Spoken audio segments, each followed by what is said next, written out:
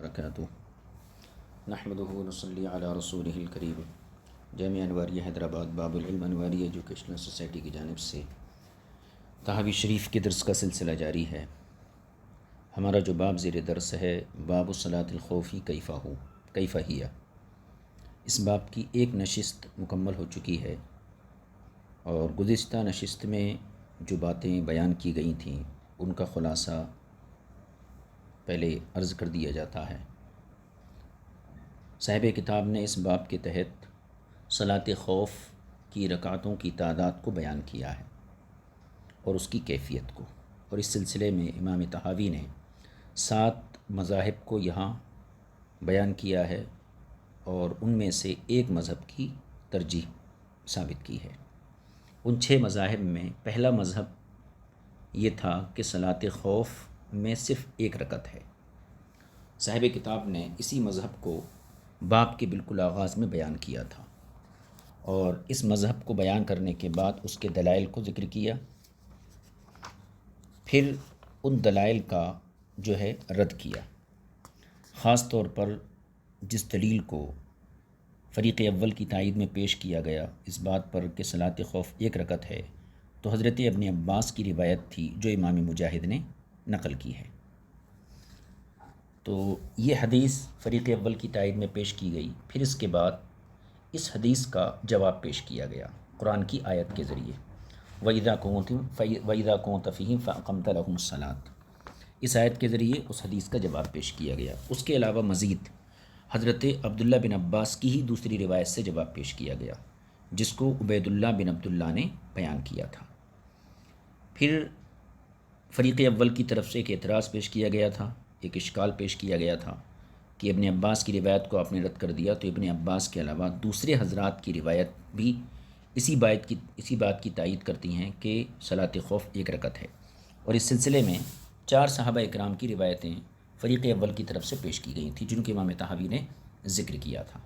پھر ان تمام روایتوں کا امام طحاوی نے جواب دیا، اور جواب کا خلاصہ یہ تھا کہ جن 4 صحابہ کی روایتیں آپ نے پیش کی، جس میں سے حضرت زید بن ثابت کی ایک روایت تھی، اور جو ہے کہنا چاہیے حضرت سعید بن عاص اور دیگر صحابہ کی روایتیں تھیں، حضرت حذیفہ کی روایت تھی، تو ان تمام روایتوں کا جواب صاحب کتاب نے یہ دیا تھا کہ یہ تمام روایتیں اسی روایت کے موافق ہیں جو عبید اللہ نے حضرت ابن عباس سے بیان کی، جس میں 2 رکعت کا تذکرہ ہے، اور مجاہد کی روایت کے یہ موافق نہیں ہے جس میں کہ 1 رکعت کا تذکرہ ہے۔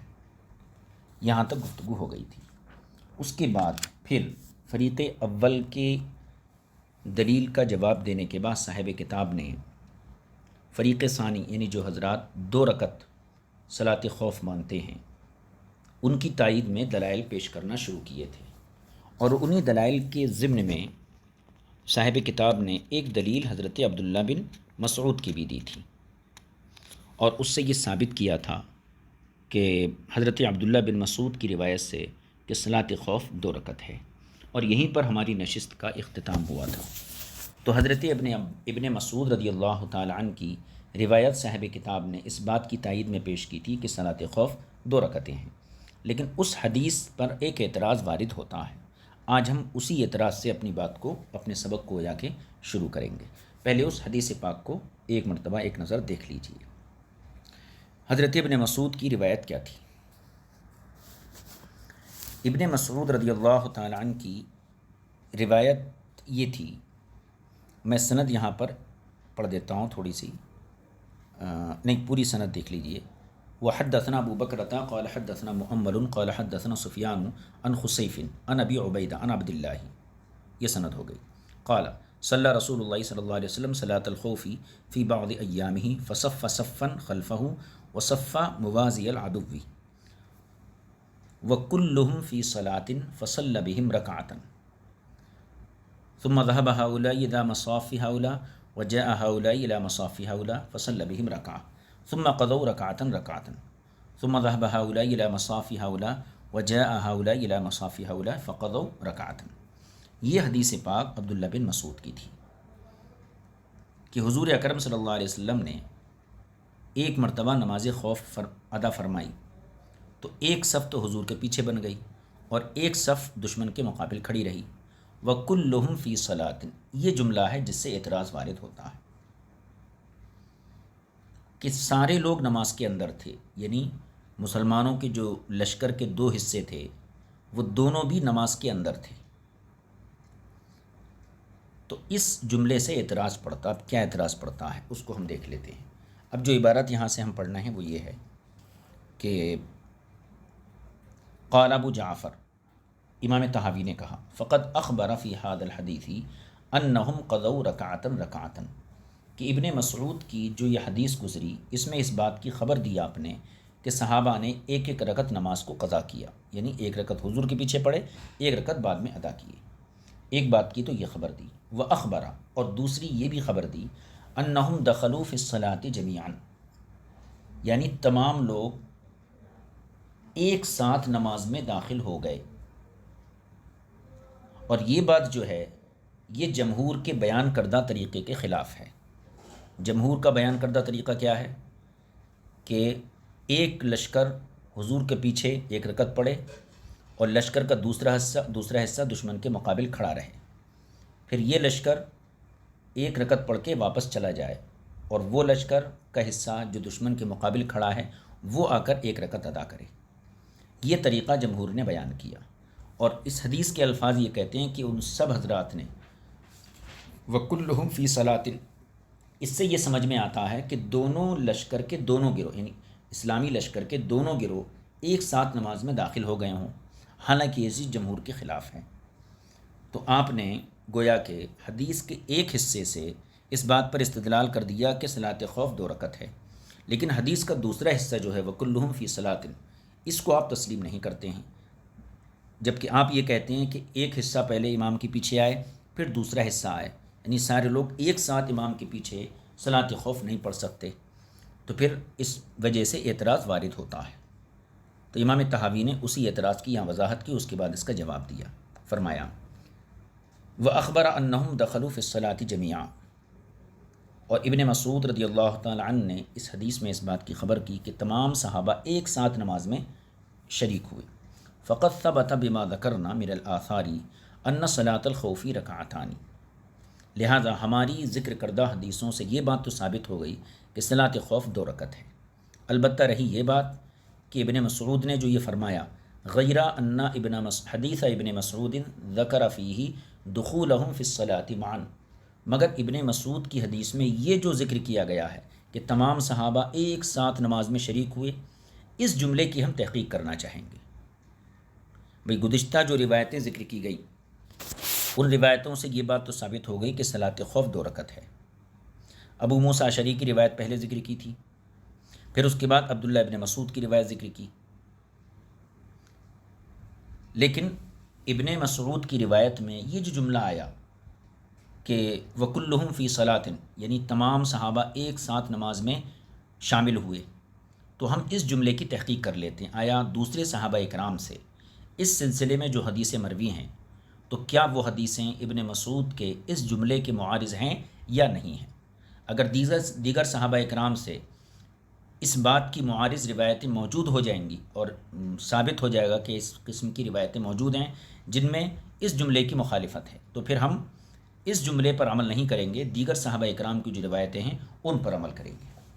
اعتراض پھر ایک بار سن لیجیے کہ ابن مسعود کی روایت میں جو وَكُلُّهُمْ فِي صَلَاةٍ کے الفاظ آئے ہیں اس سے یہ سمجھ میں آتا ہے کہ تمام صحابہ ایک ساتھ نماز میں شریک ہوئے، اور یہ بات جمہور کے بیان کردہ طریقے کے خلاف ہے، لہذا اس کے جوابات دینے کے لیے امام طحاوی نے یہاں پر کچھ حدیثوں کو نقل کیا اور فرمایا فَأَرَدْنَا أَن نَنظُرَ هَلْ عَارَضَ هَذَا الْحَدِيثَ غَيْرُهُ فِي هَذَا الْمَعْنَى، ہم نے اس بات پر غور کیا، ہم نے چاہا کہ ہم دیکھیں کیا اس حدیث کے معارض، کس حدیث کے؟ ابن مسعود کی حدیث سے مراد یہی جملہ وَكُلُّهُمْ فِي صَلَاةٍ، کہ اس حدیث کے معارض غیرہ فی هذا المعنی، اس معنی کو بیان کرنے والی کیا کوئی دوسری حدیث ہے؟ فنظرنا فی ذلک، تو پھر ہم نے ان حدیثوں میں غور کیا تو ہمیں ایک حدیث ملی جو حضرت عبداللہ بن عمر کی حدیث ہے۔ مطلب یہ ہے کہ ابن مسعود کی روایت میں سب صحابہ کا ایک ساتھ نماز میں داخل ہونا جو بیان کیا گیا ہے، اس چیز کے رد میں ہم نے دوسرے صحابہ اکرام کی روایتوں کو دیکھا۔ جیسے پہلی روایت حضرت عبداللہ بن عمر کی ہے، تو عبداللہ بن عمر کی روایت پر جب آپ غور کریں گے تو یہ بات ثابت ہو جائے گی کہ ابن مسعود کے اس جملے کا مطلب کیا ہے۔ دیکھیے، پہلے میں اس کو اپنے الفاظ میں ذکر کر دوں۔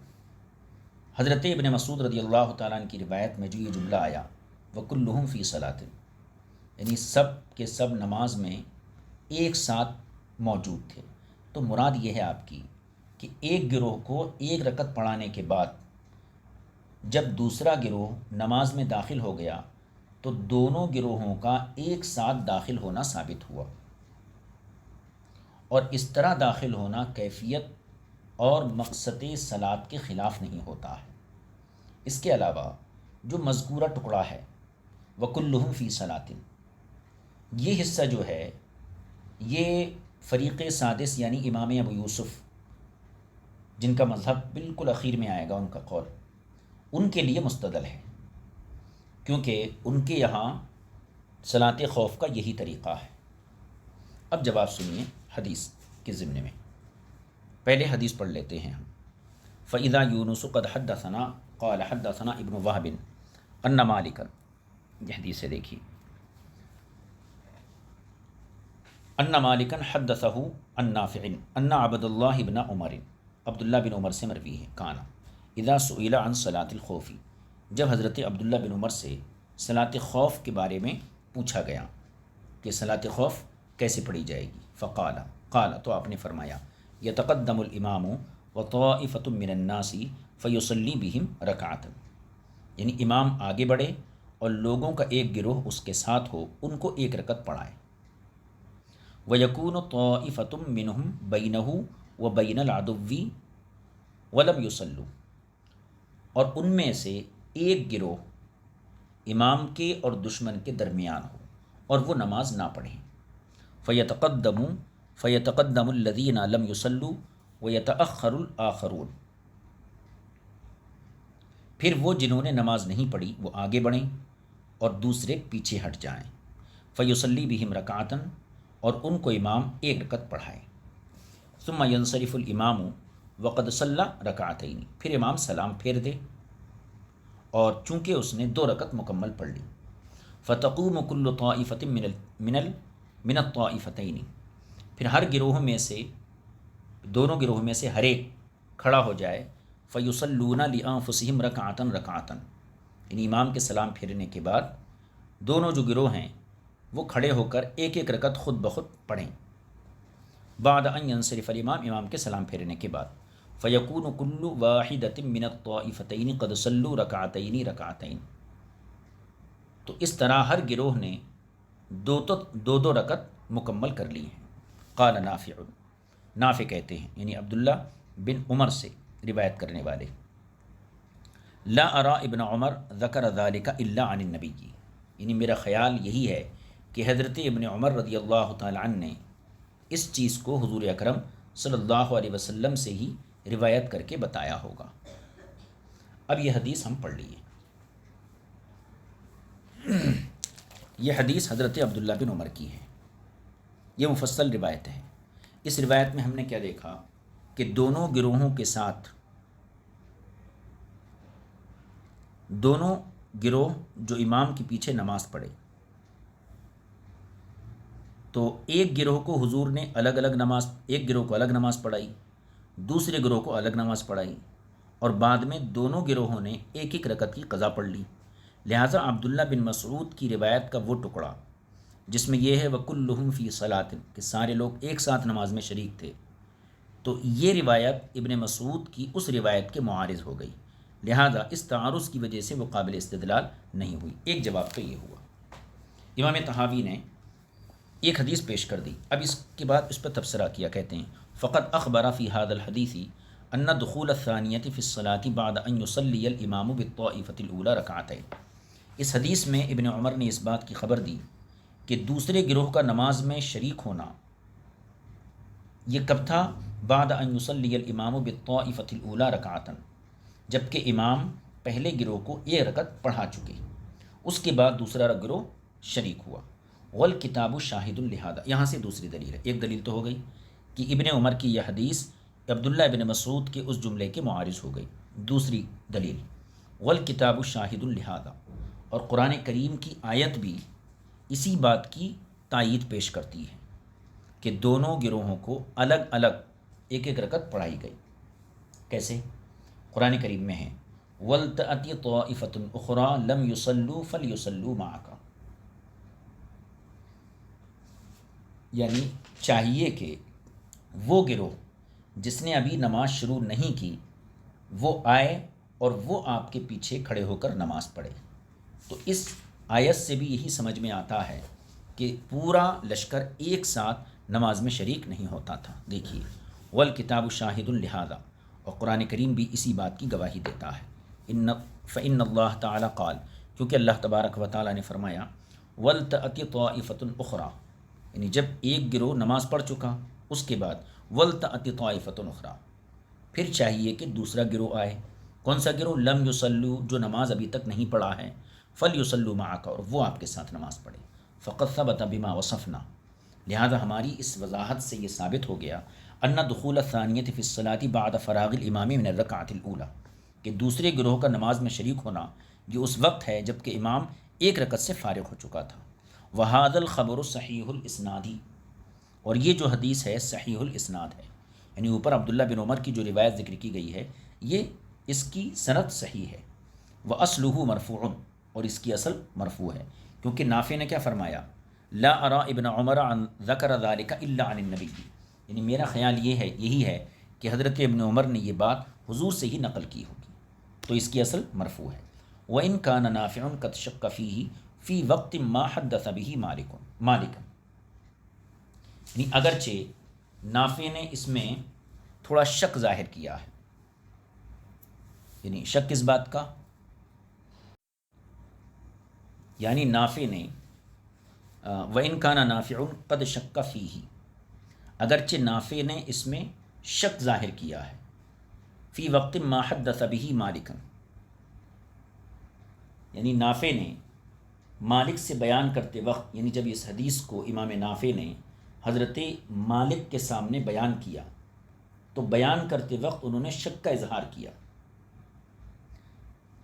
وہ کیا تھا؟ لا ارى ابن عمر ذکر ذلك الا عن النبی، تو حضرت امام نافع نے امام مالک سے جو اس حدیث کو بیان کیا تو اس وقت اگرچہ شک ظاہر کیا، لیکن جو دوسرے شاگرد ہیں، ان کے دوسرے شاگرد امام نافع کے، تو ان تمام شاگردوں نے اس حدیث کو مرفوعاً روایت کیا ہے۔ تو یہ ایک ضمنی بات تھی جو یہاں پر ذکر کر دی گئی۔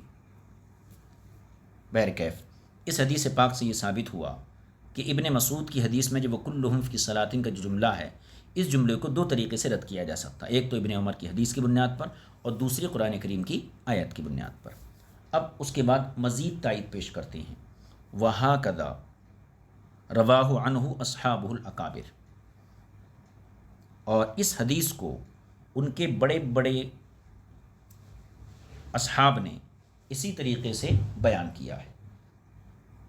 یعنی اوپر کی حدیث جو تھی اس میں نافع شیخ ہیں اور مالک شاگرد ہیں، تو مالک کے سامنے امام نافع نے جب اس حدیث کو بیان کیا تو شک و تردد کا اظہار کیا، لیکن جو دوسرے شاگرد ہیں امام نافع کے، وہ حضرات اس کو مرفوعاً روایت کرتے ہیں، تو ان کے جو دوسرے شاگرد ہیں، دوسرے اصحاب ہیں، ان کی روایتیں یہاں ذکر کر رہے ہیں۔ یعنی ابن عمر کی روایت میں امام نافع نے حدیث پاک کے مرفوع ہونے میں شک اور تردد کا اظہار فرمایا تھا۔ اب یہاں پر امام طحاوی ایسی روایتیں پیش کریں گے جس میں حدیث شریف کے مرفوع ہونے میں کوئی وہم اور تردد باقی نہیں رہے گا، اور واضح طور پر یہ سمجھ میں آ جائیں گا کہ حضور اکرم صلی اللہ علیہ وسلم کا ہر طائفے کو، ہر گروہ کو الگ الگ ایک رکعت پڑھانا یہ ثابت ہے۔ لہذا ابن مسعود کی روایت کے اس ٹکڑے سے وَكُلُّهُمْ فِي صَلَاةٍ سے اشکال اور اعتراض کرنا یہ قابل اعتبار نہیں ہوگا۔ اب ان حدیثوں کو ہم دیکھ لیتے ہیں۔ وہاکذا رواہ عنہ، اور اسی طریقے سے ان سے، کن سے؟ نافع سے، ان کے اصحابہ الکبائر، ان کے بڑے بڑے شاگردوں نے اسی طریقے سے جو ہے مرفوع حدیث کو روایت کیا ہے۔ اب ان حدیثوں کو دیکھ لیتے ہیں، جیسے حدثنا علی بن شیبۃ قال حدثنا قبیصۃ قال حدثنا سفیان عن موسیٰ بن عقبۃ عن نافع۔ اب یہاں پر نافع کے شاگرد موسیٰ بن عقبہ ہیں، عن ابن عمر قال، انہوں نے فرمایا صلی رسول اللہ صلی اللہ علیہ وسلم صلاۃ الخوف فی بعض ایام۔ اب یہاں پر دیکھیے، یہاں پر یہ بھی ابن عمر کی روایت ہے، اس کے راوی بھی نافع ہیں، لیکن نافع کی شاگرد موسیٰ بن عقبہ ہیں۔ یہاں پر یہ حدیث مرفوع طریقے سے آئی کہ ابن عمر نے فرمایا کہ صلی رسول اللہ صلی اللہ علیہ وسلم صلاۃ الخوف فی بعض ایام، رسول پاک صلی اللہ علیہ وسلم نے ایک موقع پر صلاۃ خوف ادا فرمائی، یعنی پڑھائی، فقامت طائفۃ منہم معہ، تو ایک گروہ حضور کے ساتھ نماز میں حضور کے پیچھے کھڑا ہو گیا، وطائفۃ منہم فیما بینہ وبین العدو، اور مسلمانوں کا ایک گروہ حضور کے اور لشکر کے بیچ میں کھڑا ہو گیا، فصلی بہم رکعۃ، تو ان لوگوں کو حضور نے ایک رکعت پڑھائی، پہلے گروہ کو، ثم ذهب هؤلاء الى مصاف هؤلاء، پھر یہ لوگ دوسروں کی جگہ پر چلے گئے، وجاء هؤلاء الى مصاف هؤلاء، اور دوسرے ان کی جگہ پہ آ گئے، فصلی بہم رکعۃ، پھر ان کو حضور نے ایک رکعت نماز پڑھائی، ثم سلم علیہم، پھر رسول پاک صلی اللہ علیہ وسلم نے جو ہے ان کے ساتھ سلام پھیرا، دوسرے گروہ کے ساتھ، ثم قضت الطائفتان رکعۃ رکعۃ، پھر دونوں گروہوں نے ایک ایک رکعت نماز خود بخود ادا کر لی، یعنی ایک رکعت کی قضا کر لی۔ یہ موسیٰ بن عقبہ ہیں یہاں پر نافع کے شاگرد۔ تو یہاں پر دیکھیے یہ حدیث مرفوع ہے اور اس میں کسی قسم کا شک اور تردد نہیں ہے۔ ان کے دوسرے شاگرد اور ایک شاگرد ایوب بن موسیٰ، یہ بھی نافع کے شاگرد ہیں، انہوں نے بھی اسی طریقے کی حدیث بیان کی ہے، وہ حدیث بھی دیکھ لیجیے۔ حدثنا فہد بن سلیمان و احمد بن مسعود الخیاط قال حدثنا محمد بن کثیر عن الاوزاعی عن ایوب بن موسیٰ عن نافع عن ابن عمر عن رسول اللہ صلی اللہ علیہ وسلم بمثل معناه۔ ایوب بن موسیٰ نے نافع سے اور انہوں نے ابن عمر سے، اور وہ رسول پاک صلی اللہ علیہ وسلم سے اسی کے ہم معنی حدیث روایت کرتے ہیں۔ اور آگے وقد رواہ ایضا سالم عن ابیہ مرفوعا، اور اسی طریقے سے حضرت سالم بھی اپنے والد سے مرفوعاً حدیث کو روایت کرتے ہیں، یعنی ابن عمر سے۔ تو نافع کے دو شاگرد موسیٰ بن عقبہ اور ایوب بن موسیٰ، ان دونوں نے حدیث کو مرفوعاً روایت کیا، اور خود حضرت ابن عمر کے بیٹے حضرت سالم نے بھی ابن عمر سے حدیث کو مرفوعاً روایت کیا۔ وہ حدیث نیچے ہے جو حضرت سالم کی ہے۔ حدثنا یزید بن سنان قال حدثنا ابو الربیع الزبی الزہرانی قال حدثنا فلیح بن سلیمان عن الزہری عن سالم عن ابی، سالم اپنے والد ابن عمر سے روایت کرتے ہیں، انہ صلی مع رسول اللہ صلی اللہ تعالی علیہ وسلم کذالک، یعنی انہوں نے نبی کریم صلی اللہ علیہ وسلم کے ساتھ اسی طرح نماز پڑھی ہے۔ اب یہ سالم کی روایت بھی ہے اور یہ بھی یہ کہتی ہے کہ یہ حدیث مرفوع ہے۔ سالم کی حدیث کو دوسری سند کے ساتھ بیان کیا۔ حدثنا ابو محمد فہد بن سلیمان قال حدثنا ابو الیمانی قال اخبرنا شعیب عن الزہری قال اخبرنی سالم، مجھے سالم نے بتایا، ان ابن عمر رضی اللہ تعالی عنہما قال، یعنی ابن عمر رضی اللہ تعالیٰ عنہ نے فرمایا، غزوت مع رسول اللہ صلی اللہ علیہ وسلم غزوتہ قبل نجد، یعنی ابن عمر رضی اللہ تعالیٰ عنہ نے فرمایا کہ میں نے رسول پاک صلی اللہ علیہ وسلم کے ہمراہ نجد کی طرف ایک جنگ میں، ایک غزوے میں شرکت کی، فوازینا العدو، تو ہم دشمن کے مقابلے میں کھڑے ہو گئے، ثم ذکر مثلہ، پھر انہوں نے اسی کے مثل ذکر کیا جو پیچھے والی حدیث میں گزرا ہے۔ تو بات کہاں شروع ہوئی تھی کہ ابن مسعود کی حدیث میں وَكُلُّهُمْ فِي صَلَاةٍ کا جو جملہ آیا تھا کہ سارے لوگ نماز میں ایک ساتھ شریک ہوئے، اور یہ بات جمہور کے بیان کردہ طریقے کے خلاف ہے، تو امام طحاوی نے اس جملے کی تحقیق کی اور یہ ثابت کیا کہ اس جملے کا معنی جو ابن مسعود کی حدیث میں آیا، اس کا مطلب یہ ہے کہ ایک لشکر کا ایک گروہ حضور کے پیچھے آ گیا اور ایک گروہ دشمن کے مقابلے میں رہا، یہ مطلب نہیں ہے کہ دونوں گروہ ایک ساتھ حضور کے پیچھے نماز میں شریک تھے، یہ مطلب نہیں ہے۔ اور اس کی وضاحت کے لیے امام طحاوی نے ابن عمر کی ایک روایت کو ذکر کیا، پھر ابن عمر کی روایت جو تھی حضرت نافع عن مالک، یعنی ابن عمر سے سننے والے نافع، ان سے سننے والے امام مالک ہیں، تو اس میں انہوں نے یہ شک ظاہر کیا کہ یہ حدیث ابن عمر کی مرفوع ہے یا مرفوع نہیں ہے، تو پھر امام طحاوی نے اس کا مرفوع ہونا ثابت کیا نافع کے دوسرے شاگردوں سے، یعنی موسیٰ بن عقبہ سے اور ایوب بن موسیٰ سے۔ پھر مزید تائید کے لیے حضرت سالم کی مرفوع روایت 2 سندوں سے یہاں ذکر کر کے یہ ثابت کر دیا کہ ابن عمر کی جو حدیث ہے یہ مرفوع ہے، اور یہ حدیث ابن مسعود کے اس ٹکڑے کے معارض ہے، لہٰذا اس جملے کو قابل استدلال نہیں بنایا جائے گا اور ان حدیثوں پر اعتماد کیا جائے گا۔ یہاں تک تو بات ہو گئی۔ وذهب آخرون فی ذلک الی، یہاں سے امام طحاوی فریق ثانی یعنی دوسرے مذہب کو بیان کرنا شروع فرما رہے ہیں۔ اب تک فریق اول کا مذہب یہ تھا کہ صلاۃ خوف 1 رکعت ہے، اس فریق کی تائید میں جو حدیثیں پیش کی گئیں ان کا امام طحاوی نے رد کیا، اور پھر صلاۃ خوف 2 رکعت ہے، اس کی تائید میں دلائل پیش کیے۔ تو گویا کہ فریق اول ایک فریق کی گفتگو کا خلاصہ یہ مکمل ہو گیا۔ وذهب آخرون سے صاحب کتاب دوسرے فریق کے دلائل کو اور ان کے مذہب کی وضاحت یہاں بیان فرمائیں گے۔ وقال آخر وذهب آخرون فی ذلک الی، اور دوسرے حضرات، دوسرے فقہا صلاۃ خوف کے سلسلے میں اس حدیث کی طرف گئے ہیں جو کہنا چاہیے صالح بن خوات رضی اللہ تعالی عنہ سے مروی ہے۔ پہلے ہم اس مذہب کی تھوڑی سی وضاحت کر دیں۔ دیکھیے، ہم نے شروع میں عرض کیا کہ کتاب یعنی باب کے آغاز میں امام طحاوی نے فریق اول کے مذہب کو بیان کیا تھا، جو لوگ صلاۃ خوف میں 1 رکعت کو مانتے ہیں، پھر اس کا رد کیا۔ اب جن حضرات کی طرف سے رد کیا گیا ان کو آپ فریق ثانی مانتے ہیں، یعنی دوسرا فریق مانتے ہیں، تو پھر یہاں ذهب آخرون یہ فریق ثالث کہے جائیں گے، اور اگر ان کو فریق ثانی نہیں مانتے ہیں تو پھر یہ فریق ثانی ہے۔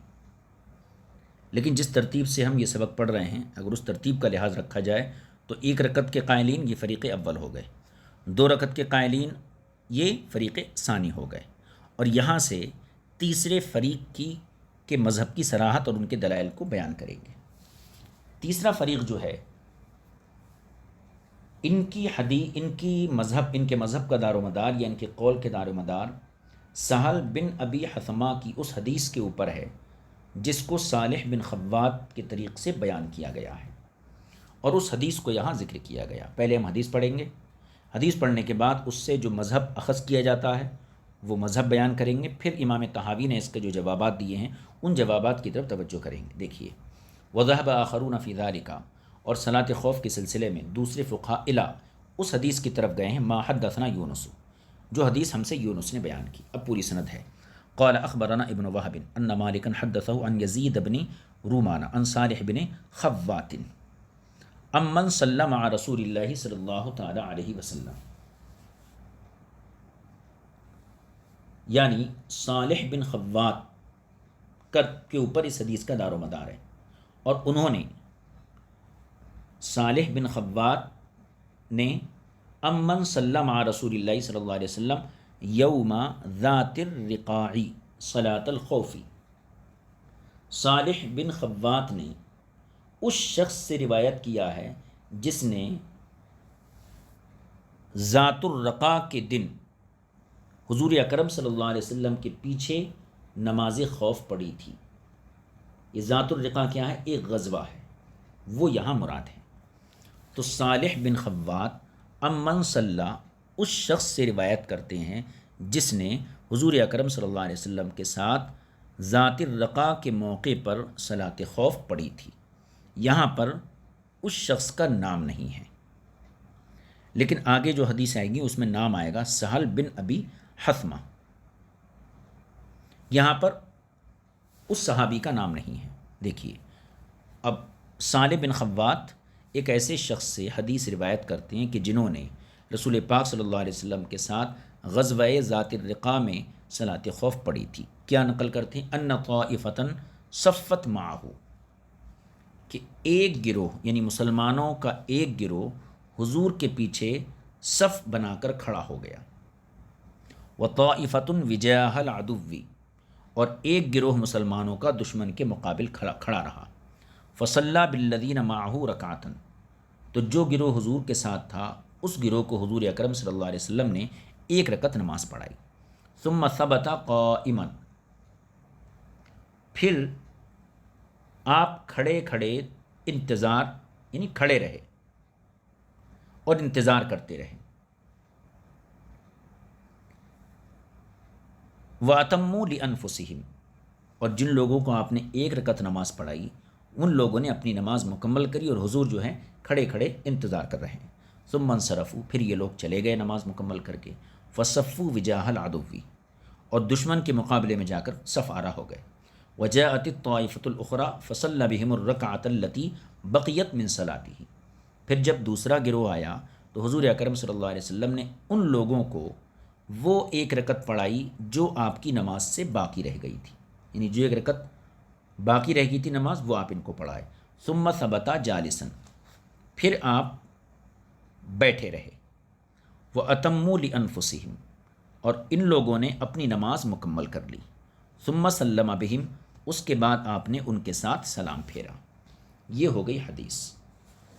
اب اس کی تھوڑی سی وضاحت کر دیتے ہیں۔ حدیث کا خلاصہ یہ ہے کہ حضور اکرم صلی اللہ علیہ وسلم نے ایک گروہ کو ایک رکعت پڑھائی اور پڑھا کر آپ کھڑے کھڑے آپ نے انتظار فرمایا، آپ بیٹھے نہیں، اور اس گروہ نے اسی وقت اپنی بقیہ نماز پوری کر لی، یعنی دوسری رکعت انہوں نے خود بخود پڑھ لی۔ اس کے بعد یہ گروہ دشمنوں کے محاذ پر چلا گیا اور دوسرا گروہ آیا، حضور نے ان کو ایک رکعت پڑھائی، اور وہ گروہ جب ایک رکعت پڑھ لیا تو دوسری رکعت اس گروہ نے پوری کی، اور حضور اکرم صلی اللہ علیہ وسلم بیٹھ کر انتظار کرتے رہے یہاں تک کہ ان کے ساتھ آپ نے سلام پھیرا۔ یہ گویا کہ صلاۃ خوف کا ایک طریقہ ہے جو اس حدیث پاک پر اس کا دار و مدار ہے۔ اب اس کی دوسری حدیث پڑھ لیتے ہیں۔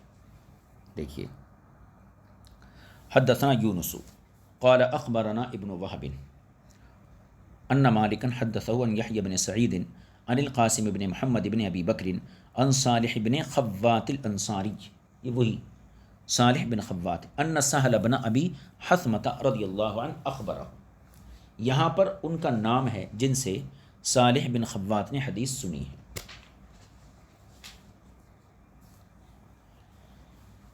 وہ کون ہیں؟ سہل بن ابی حثمہ رضی اللہ تعالیٰ۔ تو صالح بن خوات کہتے ہیں کہ سہل بن ابی حثمہ نے مجھ سے بیان کیا ان صلاۃ الخوفی، کہ بے شک نماز خوف، فذکر نحوہ، پھر اوپر والی حدیث میں جو طریقہ نماز بیان کیا گیا تو وہی طریقہ نماز اس سند کے ساتھ بھی بیان ہوا۔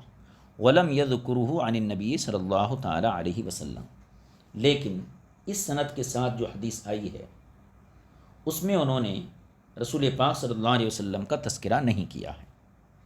یہ دوسری سند میں، اوپر کی سند میں حضور اکرم صلی اللہ علیہ وسلم کا تذکرہ ہے، لیکن اس سند کے ساتھ جب یہ حدیث آئی ہے تو اس میں حضور اکرم صلی اللہ علیہ وسلم کا تذکرہ نہیں ہے۔ البتہ وزاد فی ذکر الرکعۃ الآخرۃ، لیکن اس سند کے ساتھ دوسری والی رکعت میں اس چیز کا اضافہ ہے۔ کس کا؟ قال، کہ انہوں نے فرمایا سہل بن ابی حثمہ نے، فیرکع بہم ویسجد ثم یسلم فیقومون فیرکعون لانفسہم الرکعۃ الباقیہ ثم یسلمون، یہ جملے کا اضافہ ہے۔ اوپر والی سند کے ساتھ جو صالح بن خوات کی حدیث تھی اس میں یہ جملہ نہیں تھا، لیکن وہ حدیث مرفوع تھی، اور یہ حدیث جو ہے اس میں حضور کا تذکرہ نہیں ہے لیکن اس جملے کا اضافہ ہے۔ اب اس جملے کا معنی کیا ہوا؟ فیرکع بہم، کہ انہوں نے فرمایا، کس نے؟ سہل بن ابی حثمہ نے، کہ آپ ان کے ساتھ رکوع اور سجدہ کرتے۔ فیرکع بہم ویسجد، آپ ان کے ساتھ رکوع اور سجدہ کرتے۔ ثم یسلم، پھر سلام پھیرتے۔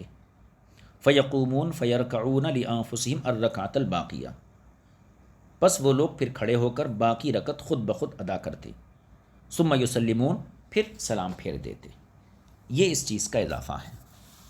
تو یہ دو حدیثیں ہو گئیں، دونوں کا دار و مدار صالح بن خوات کے اوپر ہے۔ اسی حدیث کی تیسری سند، حدثنا ابو بکرۃ قال حدثنا مؤمل قال حدثنا سفیان عن یحیی بن سعید فذکر مثلہ باسنادہ، یعنی سفیان نے یحییٰ بن سعید سے روایت کیا اور انہوں نے اپنی سند کے ساتھ اسی طریقے کی حدیث نقل کی ہے۔ اب یہ حدیث دیکھیے، یہ فریق ثالث کی طرف سے حدیث نقل کی گئی، صالح بن خوات کی۔ تو اس حدیث میں کیا تھا کہ حضور نے ایک گروہ کو ایک رکعت نماز پڑھائی اور آپ کھڑے رہے، اور وہ گروہ اپنی باقی دوسری رکعت خود بخود پوری کیا اور چلا گیا۔ پھر دوسرا گروہ آیا، اس کو حضور اپنے حساب سے دوسری رکعت پڑھائے اور بیٹھ گئے، یہاں تک کہ ان لوگوں نے دوسری رکعت اپنی پوری کر لی۔ جب دوسری رکعت پوری کر لی تو ان کے ساتھ حضور نے سلام پھیرا۔ یہ طریقہ صالح بن خوات کی حدیث سے اخذ کیا جاتا ہے۔ اب اس سے تو پتہ چلتا ہے کہ نماز خوف کا طریقہ یہ ہے کہ امام کھڑے کھڑے دوسرے گروہ کا انتظار کرے، یعنی جو بھی گروہ آیا اس طریقے میں تو اس نے اپنی پوری 2 رکعتیں پڑھنے کے بعد وہ محاذ پہ گیا، جبکہ جمہور نے جو طریقہ بیان کیا وہ کیا ہے کہ امام کے پیچھے 1 رکعت پڑھنا، پھر وہ گروہ چلا جانا، پھر دوسرا گروہ آنا، وہ امام کے پیچھے 1 رکعت پڑھنا، اور پھر یہ دونوں گروہ اپنی 1 رکعت تنہا تنہا پڑھیں۔ اور یہ طریقہ جو اب بیان کیا گیا صالح بن خوات کی حدیث میں، یہ اس جمہور کے طریقے کے خلاف ہے، لہذا صالح بن خوات کی حدیث کا جواب کیا ہوگا؟ اس کا جواب سن لیجیے۔ اس کا جواب یہ ہے، امام طحاوی کہتے ہیں قیل لہم ان ھذا الحدیث فیہ انہم قد صلوا وہم مأمونون قبل فراغ الامام من الصلاۃ، یعنی اس حدیث میں یہ الفاظ، یہ مفہوم آیا انہم قد صلوا وہم مأمونون قبل فراغ الامام من الصلاۃ۔ جواب اس طریقے سے دیا جائے گا کہ سہل بن ابی حثمہ کی جو روایت یہاں ذکر کی گئی، جس کو صالح بن خوات انصاری نے ذکر کیا، تو یہاں پر صالح بن خوات انصاری کے ایک شاگرد ہیں جو ہیں یزید بن رومان۔ تو یزید بن رومان کی حدیث میں، یہ یزید بن رومان کی حدیث سے یہ سمجھ میں آتا ہے کہ امام سے پہلے فریق اول نماز سے فارغ ہو گیا، جبکہ سہل بن ابی حثمہ سے ایک دوسری حدیث ہے، یہی حدیث دوسرے راوی سے آئی ہے، اور وہ ہیں عبد الرحمن بن قاسم۔ ان کی حدیث کے الفاظ یہ ہیں، یہ بلکہ ان کی حدیث کا خلاصہ یہ ہے کہ فریق اول یعنی طائفہ اولا یہ امام سے پہلے اپنی نماز سے فارغ نہیں ہوا۔ تو اس طریقے سے سہل ابن ابی حثمہ کی روایت کے اندر گویا کہ تعارض ہو گیا۔ یزید بن رومان کی روایت کچھ کہتی ہے اور عبد الرحمن بن قاسم کی روایت کچھ کہتی ہے، تو اس لیے اس روایت سے استدلال درست نہیں۔ اب عبارت کو دیکھ کے پڑھ لیجیے۔ قیل لہم، فریق ثالث کی دلیل کے جواب میں ان سے کہا جائے گا ان ھذا الحدیث فیہ انہم قد صلوا وہم مأمونون قبل فراغ الامام من الصلاۃ، یعنی اس حدیث میں تو یہ ہے کہ انہوں نے مقتدی ہونے کی حیثیت میں امام کے فارغ ہونے سے پہلے نماز پڑھی۔ یہ جو حدیث یہاں ذکر کی گئی، فی حدیث یزید بن رومانہ عن صالح بن خوات، صالح بن خوات سے یزید بن رومان کے طریق سے جو حدیث آئی، اس سے یہ پتہ چلتا ہے کہ ایک گروہ نے مقتدی ہونے کی حیثیت سے امام کے فارغ ہونے سے پہلے اپنی نماز مکمل کر لی۔ وقد روینا من حدیث شعبۃ عن عبد الرحمن بن القاسم عن ابی عن صالح بن خوات خلافا لذلك، اور ہم نے اس طریق سے شعبہ عبد الرحمن بن قاسم سے، وہ اپنے والد سے، وہ صالح بن خوات سے، اور ہم نے صالح بن خوات سے حدیث خلافا لذلك اس کے خلاف حدیث روایت کی ہے۔ کیوں؟ لأن فی حدیث یزید بن رومانہ، کیونکہ یزید بن رومان کی حدیث میں یہ ہے انہ ثبت بعد ما صلی الرکعۃ الاولی قائما، یعنی حضور ایک رکعت نماز پڑھانے کے بعد کھڑے رہے۔ یزید بن رومان کی حدیث میں ہے، وَأَتَمُّوا لِأَنفُسِهِمْ ثُمَّ انصَرَفُوا، اور ان لوگوں نے اپنی نماز مکمل کی اور یہ لوگ نماز سے باہر ہو گئے۔ ثُمَّ جَاءَتِ الْأُخْرَى بَعْدَ ذَلِكَ، پھر اس کے بعد دوسرا گروہ آیا۔ یہ گفتگو کس میں ہے؟ یزید بن رومان والی حدیث میں۔ وفی حدیث شعبہ عن عبد الرحمن عن ابی عن صالح بن خوات، اور صالح بن خوات کی اس طریق سے جو حدیث آئی اس کے الفاظ کیا ہیں؟ انہ صلی بطائفۃ منہم رکعۃ، کہ حضور نے اس گروہ کو ایک رکعت نماز پڑھائی۔ ثم ذهب هؤلاء الى مصاف هؤلاء ولم يذكر انهم صلوا قبل ان ينصرفوا، کہ حضور نے ایک گروہ کو نماز پڑھائی ایک رکعت، پھر یہ لوگ چلے گئے الی مصاف هؤلاء دوسرے گروہ کے جگہ پر، ولم يذكر، لیکن صالح بن خوات نے اس سند کے ساتھ جو حدیث آئی ہے اس میں یہ بیان نہیں کیا کہ انہم صلوا قبل ان ينصرفوا، کہ انہوں نے پھرنے سے پہلے پوری نماز کو مکمل کر لیا۔ تو گویا کہ قاسم بن محمد کی روایت میں یہ ہے کہ حضور نے ایک گروہ کو نماز پڑھائی اور وہ لوگ چلے گئے، اور دوسری رکعت انہوں نے خود بخود نہیں پڑھی اس وقت۔ اور یزید بن رومان کی روایت میں کیا ہے کہ ان لوگوں نے دوسری رکعت خود بخود پڑھی اور حضور کھڑے ہو کر انتظار کرتے رہے۔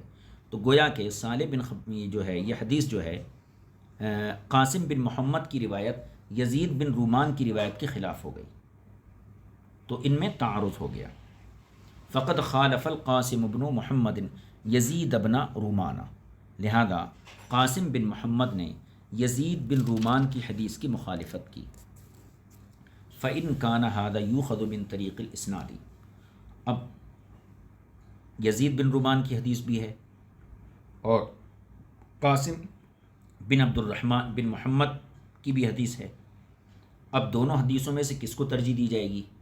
تو اگر سند کے لحاظ سے دیکھیں فإن كان هذا يؤخذ من طریق الاسناد، تو اگر سند کے لحاظ سے عمل کیا جائے فإن عبد الرحمن عن أبيه القاسم عن صالح بن خوات عن سهل بن أبي حثمة عن النبي صلی اللہ علیہ وسلم احسن من یزید بن رومان عن صالح امن اخبرہ۔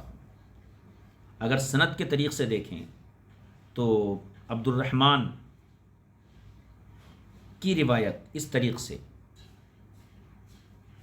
فإن عبد الرحمن عن أبيه القاسم عن صالح بن خوات عن سهل بن أبي حثمة عن النبي صلی اللہ علیہ وسلم، عبد الرحمن کی یہ روایت حضور سے احسن، یہ روایت زیادہ بہتر ہے۔ کون سی روایت سے؟ من یزید بن رومان عن صالح امن اخبرہ، اس روایت سے جس کو یزید بن رومان روایت کرتے ہیں اور وہ اور ان سے صالح، اور وہ امن اخبرہ اس شخص سے روایت کرتے ہیں صالح بن خوات جو غزوہ ذات الرقاء میں حضور کے ساتھ نماز خوف پڑھا تھا۔ تو اگر سند کے اعتبار سے دیکھا جائے تو عبد الرحمن بن محمد بن قاسم کی روایت یزید بن رومان کی روایت سے زیادہ بہتر ہے۔ وَإِن تَكَافَا تَضَادَّ، اور اگر دونوں حدیثوں کو مد مقابل سمجھا جائے، یعنی اگر یہ کہا جائے کہ نہیں بھائی دونوں روایتیں برابر ہیں، فَإِن تَكَافَا تَضَادَّ وَإِذَا تَضَادَّ لَمْ يَكُنْ لِأَحَدِ الْخَصْمَيْنِ فِي أَحَدِهِمَا حُجَّةٌ إِذْ كَانَ لِخَصْمِهِ عَلَيْهِ مِثْلُ مَا لَهُ عَلَى خَصْمِهِ۔ اب ایک طریقہ تو یہ بیان کیا کہ قاسم بن محمد کی حدیث یزید بن رومان کی حدیث سے سند کے اعتبار سے افضل ہے، اور اگر یہ کہا جائے وَإِن تَكَافَا کہ دونوں حدیثیں برابر ہیں، کوئی سند میں کسی سے بہتر اور کسی سے کمزور نہیں ہے، تو پھر دونوں حدیثیں برابر ہو گئیں۔ اب دونوں کا مضمون الگ الگ ہے، تضادہ، لہذا دونوں متضاد ہو گئیں۔ وَإِذَا تَضَادَّ، اور جب دونوں حدیثیں ایک دوسرے کے معارض ہو گئیں، لَمْ يَكُنْ لِأَحَدِ الْخَصْمَيْنِ فِي أَحَدِهِمَا حُجَّةٌ، تو دونوں مد مقابلوں میں کسی کے لیے بھی کسی حدیث میں کوئی دلیل باقی نہیں رہی، نہ فریق ثالث کو یزید بن رومان کی حدیث میں دلیل باقی رہی اور نہ مد مقابل کو قاسم بن محمد والی حدیث میں دلیل باقی رہی۔ کیوں؟ اذ کان لخصمہ علیہ مثل ما لہ علی خصمہ، اس لیے کہ اس کا مقابل اس کے خلاف اسی طرح کی دلیل دے سکتا ہے جو اس نے اس کے خلاف دلیل دی ہے۔ تو اب یہ دو باتیں ہو گئیں، ایک بات تو یہ ہے کہ پہلے ہم یہ ثابت کریں گے کہ قاسم بن محمد کی روایت یہ یزید بن رومان کی روایت سے افضل ہے سند کے اعتبار سے، اور اگر دونوں روایتوں کو سند کے اعتبار سے مساوی مانتے ہیں تو یہ پھر متعارض ہو گئی، اور جب دونوں میں تعارض ہو گیا تو کسی بھی فریق کو کسی ایک دلیل سے استدلال کرنے کی اجازت نہیں ہے۔ پھر ایک اعتراض اور ہے، فَإِنْ قَالَ قَائِلٌ، اگر کوئی یہ اعتراض کرے، اعتراض یہ ہے کہ امام یحییٰ بن سعید کے طریق سے حضرت سہل بن ابی حثمہ کی روایت یزید بن رومان کی روایت کی طرح نقل کی گئی ہے، یعنی یہاں جو روایت یزید بن رومان کی ہے اس کے مقابل آپ نے قاسم بن محمد کی روایت کو رکھ دیا، لیکن یزید بن رومان کی روایت کی تائید امام یحییٰ بن سعید کی روایت سے بھی ہوتی ہے، انہوں نے بھی ویسا ہی حدیث کو بیان کیا ہے جیسا یزید بن رومان نے بیان کیا ہے، اور یحییٰ بن سعید عبد الرحمن بن قاسم سے یحییٰ بن سعید جو ہیں عبد الرحمن بن قاسم سے یہ کمزور ہیں، یعنی امام یحییٰ بن سعید یہ عبد الرحمن بن قاسم سے ضبط یا حفظ میں کسی بھی درجے میں کم نہیں ہے۔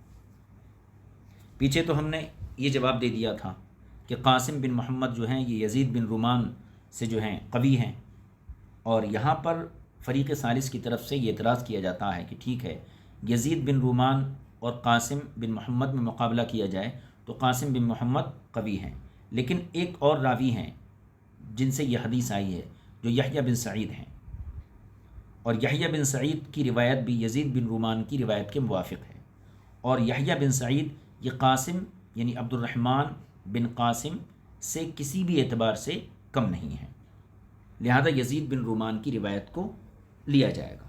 یہ ہو گیا اشکال۔ اب اس کا جواب سنیے، امام طحاوی نے پہلے اعتراض ہم پڑھ لیتے ہیں کتاب کے اندر۔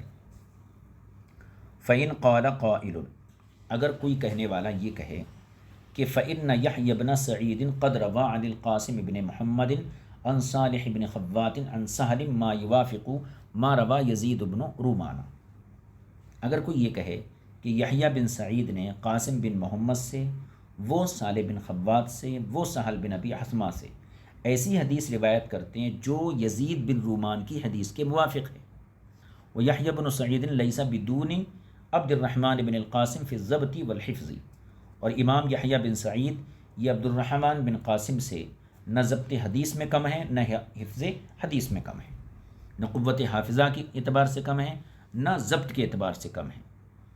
یہ ہو گیا اعتراض۔ اس کا جواب یہ دیا جائے گا کہ جو روایت امام یحییٰ بن سعید کے طریق سے ثابت ہے وہ مرفوع نہیں ہے، بلکہ وہ روایت حضرت سہل بن ابی حثمہ پر موقوف ہے، اور جو روایت عبد الرحمن بن قاسم کے طریق سے ثابت ہے وہ مرفوع ہے۔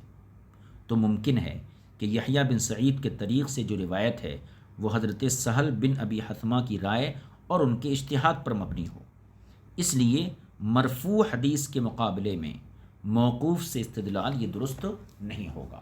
یہ جواب دیا امام طحاوی نے، کہتے ہیں قیل لہ، اس معترض سے کہا جائے گا یحییٰ بن سعید کما ذکرت، یحییٰ بن سعید ویسے ہی ہیں جیسے تم نے ذکر کیا، یقیناً ضبط اور حفظ میں وہ قوی ہیں، لیکن لم یرفع الحدیث الی النبی صلی اللہ علیہ وسلم، انہوں نے حدیث کو حضور اکرم صلی اللہ علیہ وسلم تک رفع نہیں کیا، اس کو مرفوعاً بیان نہیں کیا ہے، وَإِنَّمَا أَوْقَفَهُ عَلَى سَهْلٍ رضی اللہ عنہ، بلکہ انہوں نے حدیث کو سہل بن ابی حثمہ پر موقوفاً بیان کیا ہے، فقد یجوز، لہذا یہ ممکن ہے ان یکون ما روا عبد الرحمن بن القاسم عن القاسم عن صالح هو الذي كذلك كان عند سهل عن النبي صلی اللہ علیہ وسلم خاصة،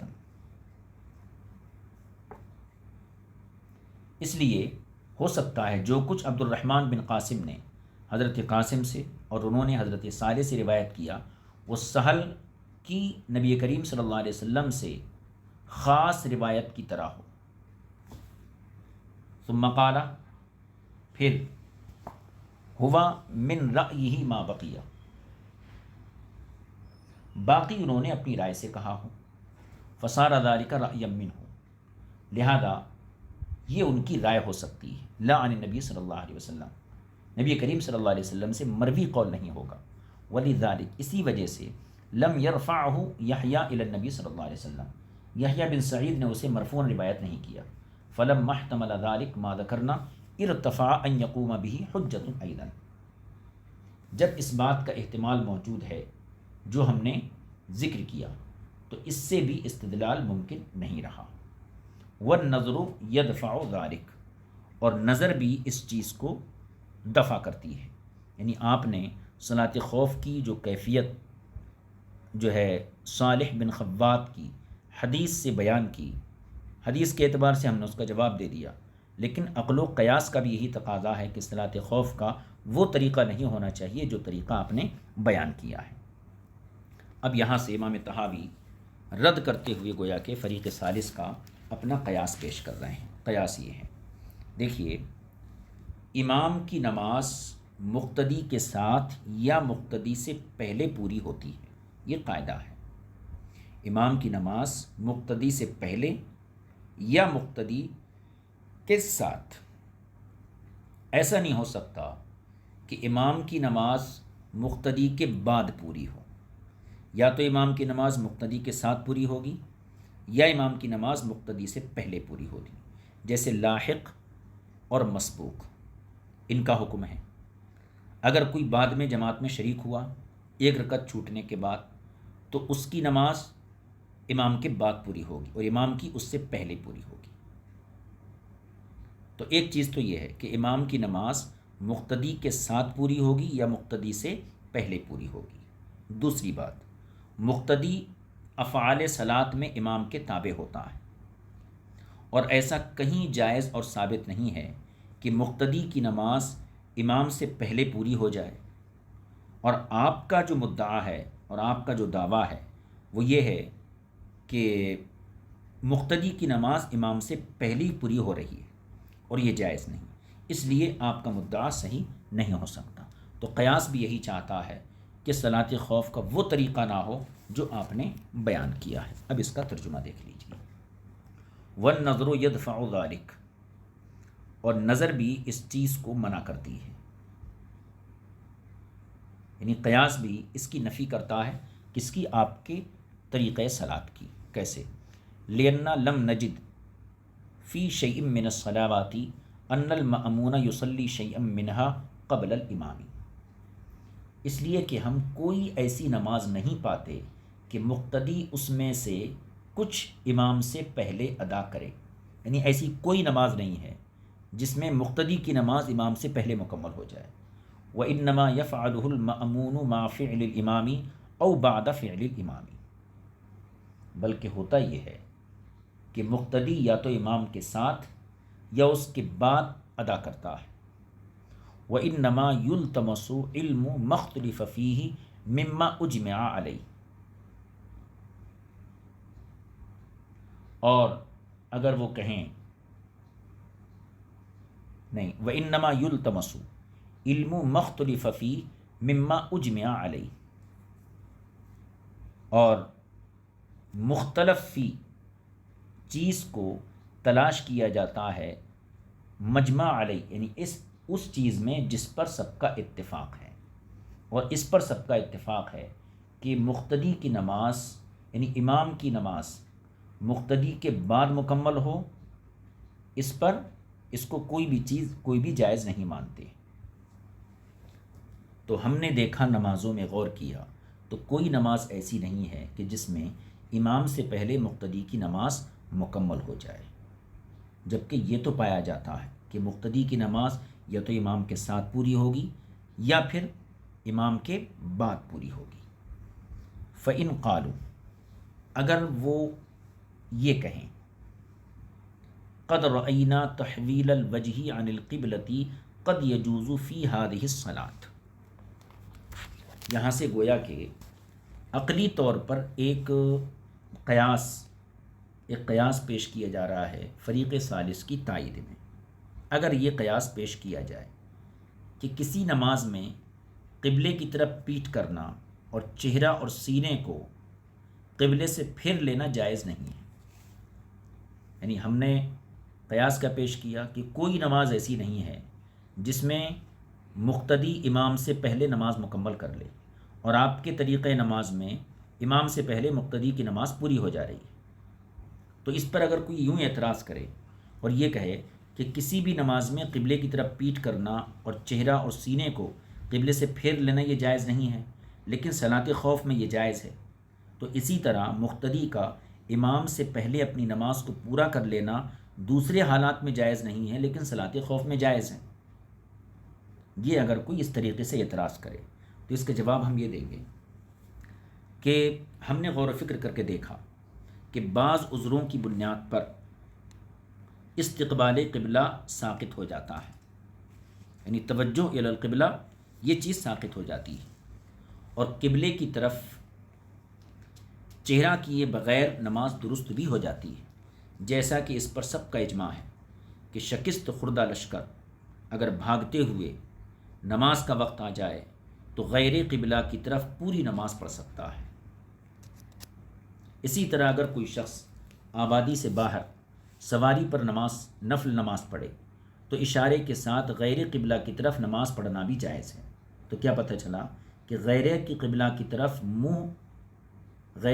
کی طرف نماز پڑھنے کی کوئی نہ کوئی اصل ملتی ہے، لیکن امام سے پہلے مقتدی کی نماز کا پورا ہو جانا اس کی کوئی اصل نہیں، لہذا آپ کا قیاس یہ باطل ہے۔ اب اس کا ترجمہ کر لیجیے۔ فَإِنْ قَالُوا، اگر وہ لوگ یہ کہیں، ہمارے قیاس پر یہ اعتراض کریں، قد رأینا تحویل القبلة عن القبلہ، قد رأینا تحویل الوجہ عن القبلة قد یجوز فی هذه الصلاة ولا یجوز فی غیرها، کہ اس نماز میں قبلے سے چہرہ پھیر لینا یہ جائز ہے، ولا یجوز فی غیرها، اور دوسری نمازوں میں یہ جائز نہیں ہے۔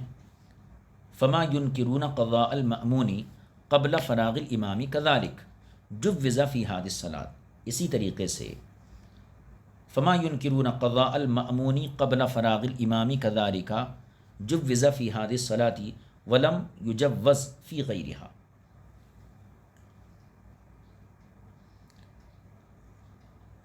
یعنی نماز میں قبلے سے رخ پھیرنا جائز نہیں اور اس میں جائز ہے، تو وہ لوگ امام کی فراغت سے پہلے نماز پورا کرنے کا جو انکار کرتے ہیں وہ بھی اسی میں جائز ہو سکتا ہے، دوسری نماز میں جائز نہیں ہو سکتا۔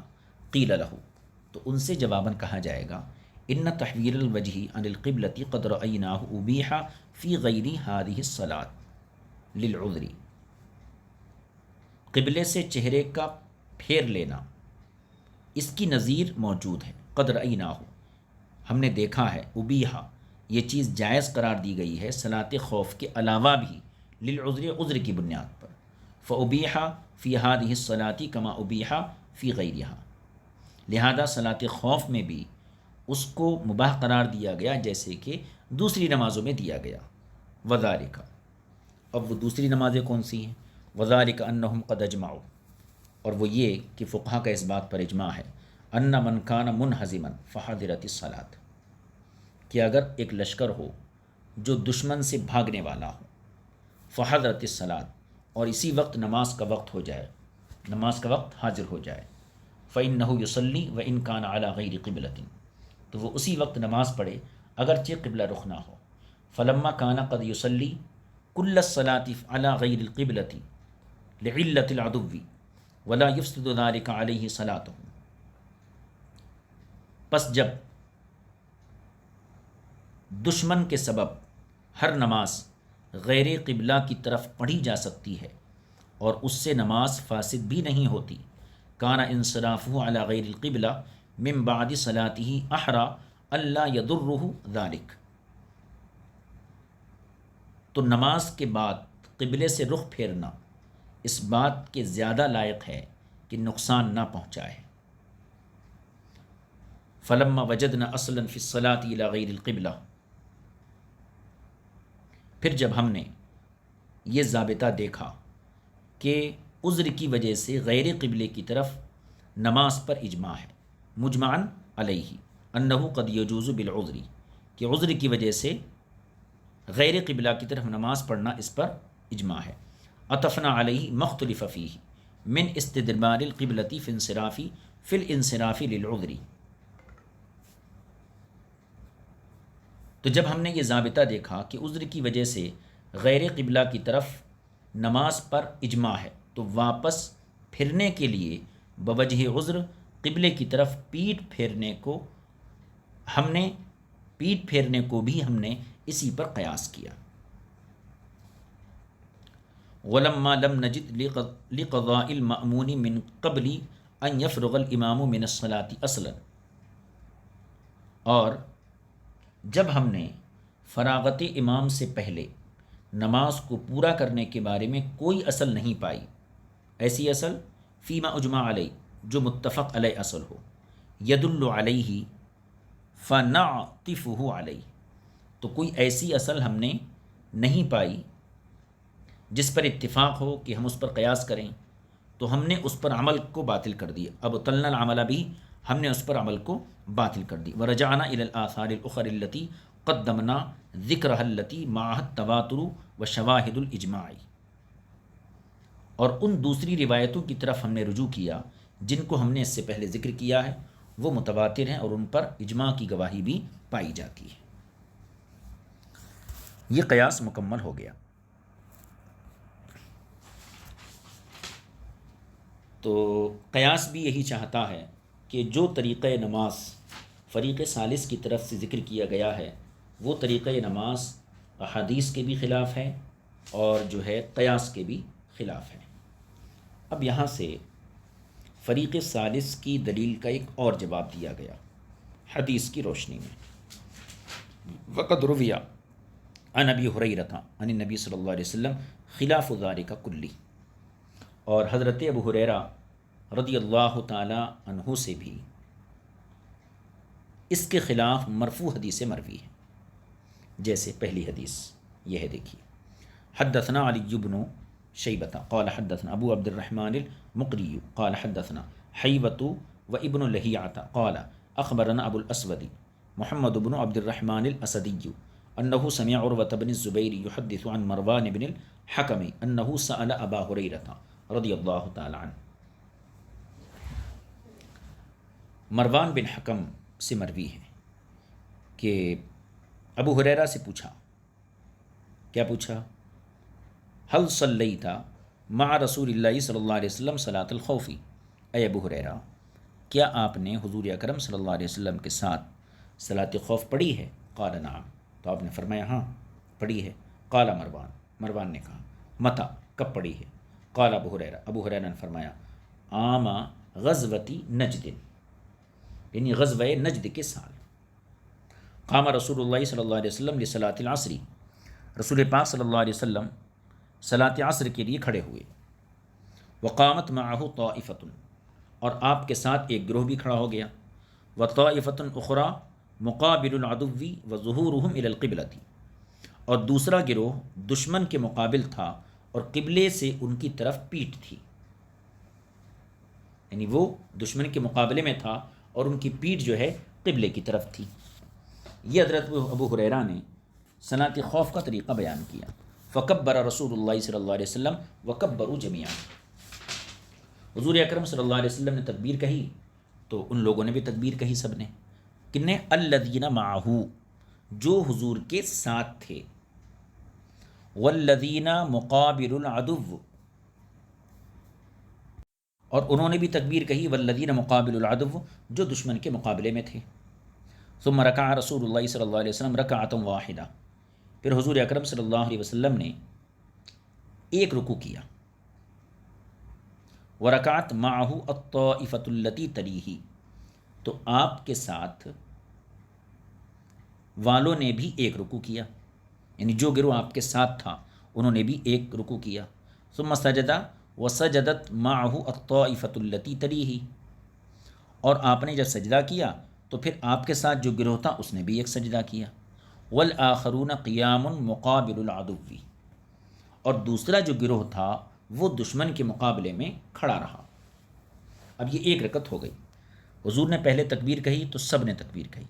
جب انہوں نے رکوع کیا تو حضور کے پیچھے جو مسلمانوں گروہ تھا اس نے رکوع کیا. حضور نے سجدہ کیا تو حضور کے پیچھے جو گروہ تھا اس نے سجدہ کیا، اور باقی لوگ جو ہے دشمن کے مقابلے میں کھڑے رہے. ثم قام رسول اللہ صلی اللہ علیہ وسلم وقامت الطائفۃ التی معہ، پھر حضور اکرم صلی اللہ علیہ وسلم کھڑے ہوئے اور آپ کے ساتھ وہ گروہ بھی کھڑا ہوا جو آپ کے پیچھے نماز پڑھ رہا تھا. فذهبوا الى العدو فقابلوهم، پھر یہ گروہ جس نے حضور کے ساتھ ایک رکعت پڑھ لی، یہ گروہ دشمن کی طرف چلا گیا اور اس کے مقابل کھڑے ہو گئے یہ لوگ. وَأَقْبَلَتِ الطَّائِفَةُ الَّتِي كَانَتْ مُقَابِلِ الْعَدُوِّ، اور وہ گروہ حضور کے پیچھے آ گیا جو دشمن کے مقابلے میں کھڑا تھا. فَرَكَعُوا وَسَجَدُوا وَرَسُولُ اللَّهِ صلی اللہ علیہ وسلم قَائِمٌ كَمَا هُوَ،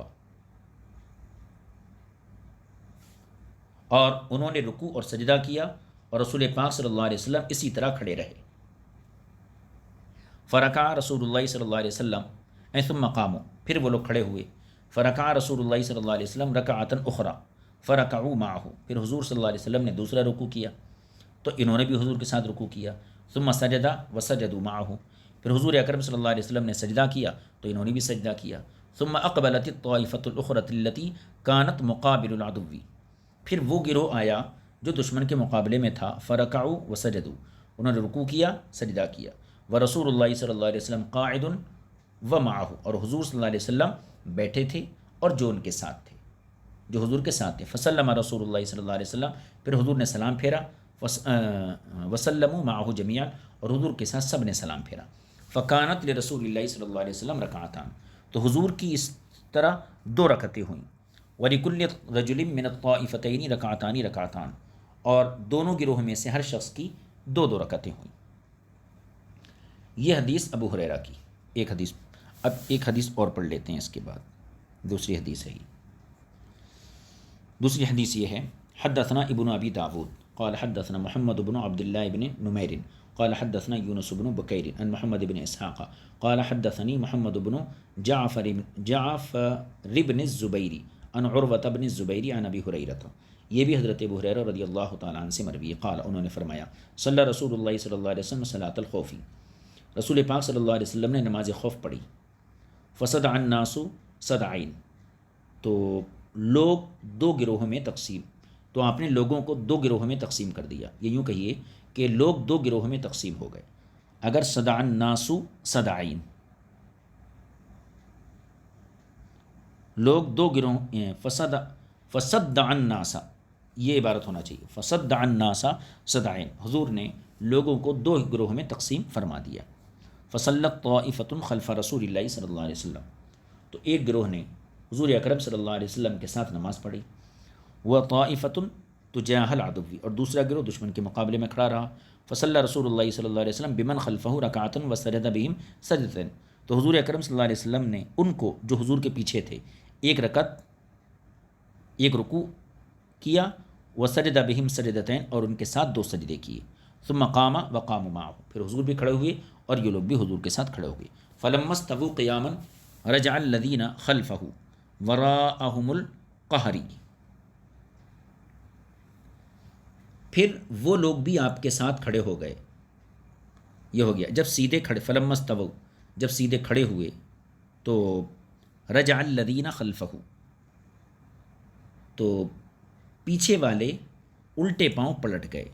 رجع الذین خلفہ وراءهم القہقرہ فقاموا وراء الذین بإزاء العدو، اور ان لوگوں کے پیچھے جا کر کھڑے ہو گئے جو دشمن کے مقابلے میں تھے. وجاء الآخرون فقاموا خلف رسول اللہ صلی اللہ علیہ وسلم، اب وہ دوسرے آئے اور وہ حضور اکرم صلی اللہ علیہ وسلم کے پیچھے کھڑے ہو گئے. فصلوا لأنفسهم رکعۃ، تو انہوں نے اپنے طور پر ایک رکعت ادا کی. ورسول اللہ صلی اللہ علیہ وسلم قائم، اور حضور کھڑے رہے. ثم قاموا، پھر وہ بھی کھڑے ہوئے.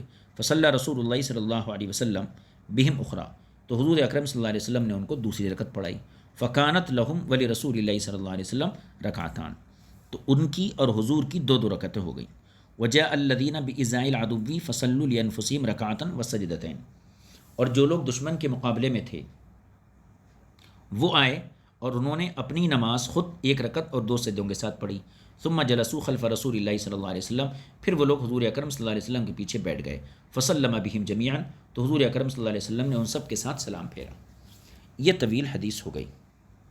امام طحاوی اس حدیث کو نقل کرنے کے بعد فرماتے ہیں: ففی ھذا الحدیث، اس حدیث میں یہ بات ثابت ہوئی کہ تحول الامام الى العدو بالطائفة التي صلت معه الركعة وليس ذلك في شيء من الآثار غیر هذا الحدیث. اس حدیث میں امام کے ساتھ ایک رکعت پڑھنے والے قافلے کے ساتھ امام کے دشمن کی طرف جانے کا ذکر ہے، جبکہ اس کے علاوہ دیگر روایتوں میں یہ بات نہیں ہے۔ وفی کتاب اللہ عز وجل ما يدل علی دفع ذلک، اور قرآن پاک میں جو کچھ مذکور ہے وہ اس کے خلاف پر دلالت کرتا ہے۔ کیوں؟ اس لیے کہ لأن اللہ عز وجل قال، کیونکہ اللہ تبارک و تعالی نے فرمایا فَلْتَقُمْ طَائِفَةٌ مِّنْهُمْ مَعَكَ وَلْيَأْخُذُوا أَسْلِحَتَهُمْ، کہ چاہیے کہ ان میں سے ایک گروہ آپ کے ساتھ کھڑا ہو، وَلْيَأْخُذُوا أَسْلِحَتَهُمْ، اور وہ اپنے ہتھیار اٹھائے رکھیں، فَإِذَا سَجَدُوا فَلْيَكُونُوا مِنْ وَرَائِكُمْ، اور جب وہ سجدہ کر چکیں، فَلْيَكُونُوا فَإِذَا سَجَدُوا فَلْيَكُونُوا مِنْ وَرَائِكُمْ، تو جب وہ سجدہ کر چکیں تو آپ کے پیچھے سے چلے جائیں، وَلْتَأْتِ طَائِفَةٌ أُخْرَى، اور دوسرا گروہ آ جائے جنہوں نے ابھی نماز نہیں پڑھی ہے، فَلْيُصَلُّوا مَعَكَ، اور وہ دوسرا والا گروہ پھر آپ کے ساتھ نماز پڑھے۔ یہ ہو گیا۔ ففی ہادہ الآیتی، تو اس آیت کریمہ میں، ففی ہادہ الآیہ معنیان موجبان لدفع هذا الحدیث، احدہما قولہ لم یصلوا فلیصلوا معک، اس آیت میں دو ایسی چیزیں ہیں جو اس حدیث کے مفہوم کو رد کر دیتی ہیں۔ اس حدیث کے مفہوم کو رد کرنے والی دو چیزیں اس آیت کے اندر پائی جاتی ہیں۔ ایک بات تو یہ ہے ففی هذه الآیۃ معنیان موجبان لدفع هذا الحدیث، اس حدیث کے مفہوم کو رد کرنے کے لیے اس آیت میں دو چیزیں ہیں۔ پہلی چیز اللہ تعالیٰ کا قول لم یصلوا فلیصلوا معک، ایک تو یہ ہے کیونکہ فہذا يدل على ان دخولهم في الصلاة انما هو في حين مجيئهم لا قبل ذلك، کیونکہ یہ اس بات پر دلالت ہے کہ نماز میں ان کا داخلہ آنے کے بعد ہوگا، پہلے نہیں۔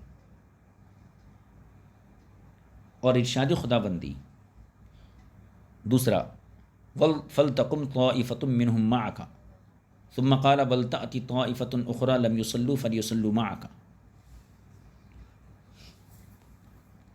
اور یہ ارشاد خداوندی ہے، یہ دوسری دلیل، کیونکہ یہ اس بات پر دلالت ہے کہ ایک منٹ